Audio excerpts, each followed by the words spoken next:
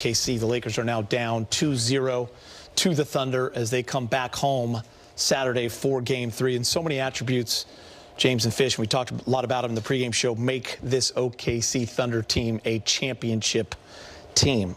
Tonight it was their depth.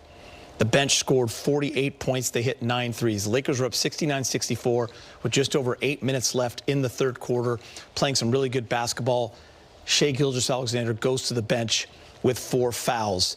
OKC goes on a 29-11 run. The Lakers in that third quarter, just 7 field goals made, 8 turnovers. Mitchell, Wallace, McCain, Williams, all those guys making huge contributions. Hartenstein had a great game. The Lakers' fight was there, James. The battle was there, just not enough to steal this one on the road. Gita, the things you just mentioned are the characteristics of a championship team. You know, they don't rely on any one player, even though they have mega stars on the team. They don't rely on them to win basketball games. They rely on them to, you know, support the win and help dominate in some cases. And if you look at what they were able to do with Shai in foul trouble, you know, Wallace, the guys you mentioned, McCain coming in, you know, Holmgren doing his thing, Ian Hartenstein at times with his little floaters, they just continued to play the game. So, and the Lakers just didn't have enough runs. Oklahoma had a lot of runs in their tank, and every time the Lakers seemed to make a push, Oklahoma was right there. We just couldn't knock down shots again. You know, the inability to, you know, make buckets, timely buckets when we needed to, just wasn't available tonight. And they, you know, they have guys that just plug in and get the job done, whereas our bench, you know, effort was there, but just can't compete with the bench of the Thunder. So a lot of positives to pull away. You know, you want to win your home games, but when you don't have home court advantage, you got to win one on the road. So things are still possible. You'll go away, you go home, try to get a game at home. Yeah, I mean, the outcomes are the outcomes. I mean, the #1 team in the league, #1 seed in the West, best defensive team in the league. They're supposed to protect their home court by the math. So it's not really the end of the world that they won 2 games at home. In a playoff series, it's like you're trying to find the right recipe to win one game that then allows you to start to feel like, okay, we have the right combination of things that will allow us to beat this team a second time. And then you build from there.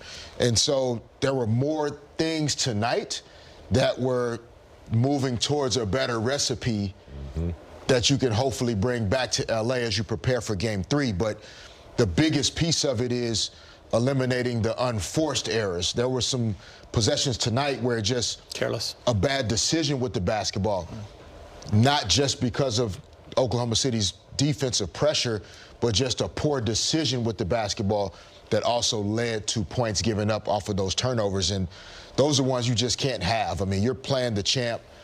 You have to knock the champ out. You're not going to win a decision. It can't be a 50-50 type of battle. You have to knock them out. And so far, they haven't gotten close enough to doing that. Turning the ball over. We talked about this every single game in the Houston series. This was going to be key for this Laker team. 21 of those tonight, James, that led to 26 points for OKC. And as Fish mentioned, I think he put it perfectly, a lot of these were just ill-timed, for sure, but just bad decisions, right? And that's where Oklahoma City will suffocate you and separate even more. So all that fight that you had to get back in the game, cut it to 5. Now it's back to 12. Yeah, and it happens quickly with Oklahoma because they can hit you from all different areas. Possession of the basketball is critical, particularly in a series with Oklahoma, because you have to take care of the basketball in order to, you know, at least make the defense work a little bit, Geeter. When you turn it over, things happen quickly, momentum changes, and then before you know it, you're down 5. Next thing you know, you're down 12 or 15. So possession of the basketball is huge. I know that the Lakers are trying to take advantage of situations, maybe try to get, you know, situations before the defense gets set. But they have to be aware of the basketball and not turn it over, because you just can't do it with any team But particularly, you can't do it against Oklahoma, who seems to benefit just about off every turnover that you make. Yeah, and I think the other part, you know, we used to battle against the San Antonio Spurs often, and we'd feel at times like they were getting the benefit of the doubt of the whistle, right? Like the way they played defense, maybe they were smart, that, you know, their hands would be in there, but then maybe they pulled their hands out at the right time, whatever it was. And we had to learn the energy wasted on the referees, the complaining, the talking, getting into back and forths, et cetera, was just energy that didn't go into, like, what do we need to do this next possession to be successful? And that's one thing that the Lakers, I think, can kind of put away coming into Game 3. Like, don't even say anything to an official. Yeah. Bad call, bad whistle, should have gone the other way. Either the coaching staff is going to challenge it or not, but just get ready for the next possession. And then that energy that you're conserving and saving can then go into, like, not turning the ball over 3 or 4 possessions later, making clearer decisions with the ball because you're not allowing your frustration and your energy to build up a certain way. Let's talk OKC. I think the Lakers are doing about as good a job as you can on Shai Gilgeous-Alexander, the MVP. Yeah, he had 22 tonight. He had 13 after 3. He was only 7 of 13. He got to the line 9 times. He made 7 of them. He's going to get to the free.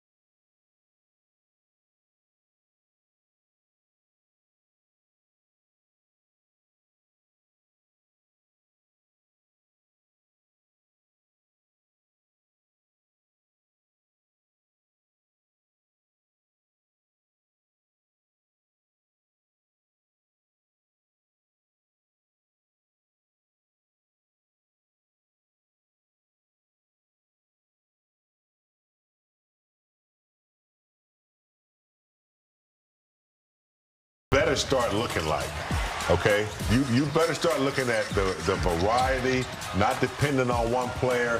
Guys coming off the bench who could, you know, pretty much be all-stars or potentially start other places. They're setting the tone for what an NBA team is going to have to look like in the future if you want to win. And so, you know, you have to be patient. You have to be, you know, able to control your emotions, like Fish said, and a lot of variables go into a game when you're playing a team like Oklahoma, because you can't just concentrate on 2 or 3 players. You got to concentrate on a system, and they just plug in players and they just come in and they just knock you out, and ready to do it quickly too. Yeah, I mean, James is right. You think about the 2 teams that played in the NBA Finals, last season, Indiana Pacers, Oklahoma City Thunder. 2 teams that play a very, very balanced style of basketball. Their best players, yes, they're statistically impactful, but the ball moves around with a lot of freedom. And a number of players, multiple players, feel free to be who they are and play their game. The Lakers have a similar space. You can tell, like, Austin Reeves feel comfortable. Rui, obviously, when Luka's in the lineup. LeBron's offensive production. Luke Kennard. But there's just a consistency in the energy that OKC brings in terms of multiple guys trusting their shot, trusting going out to make plays. And look, you tip your cap. They won their 2 games at home. Another game tonight where you're up 5 in the 3rd quarter this time. The first game, you were down by 4 with 6:40 to go in the 3rd. Mm-hmm. Tonight, you're up by 5 before the run happens in the 3rd quarter. So again, your recipe, you're mixing some things in and out, and you got a little closer tonight to it being a good dish, but you have to add it up some more and figure out a way to win Game 3. All right, guys, we talked about that bench scoring as I show you what this OKC team did tonight. Here are the numbers. In Game 1, 34 points. In Game 2, 48 points. You see the field goal percentage, a ridiculous 55%. And look at the 3-point field goals. 8 for 17, 9 for 19, 17 for 36 in this series so far. That, my friends, is a huge huge difference, James. Yeah, the value of the three ball, Geeter. I mean, but you're getting it from 8 for 17, all 9 the bench for guys. 19. I mean, that's the bench. And not only that, Geeter, they're moving the basketball. Look at that, 10 assists, 12 assists. So they're not just like, coming in, shooting a lot of shots. They're continuing to play Oklahoma basketball. They're passing, they're moving, they're making the defense work. It's the same, as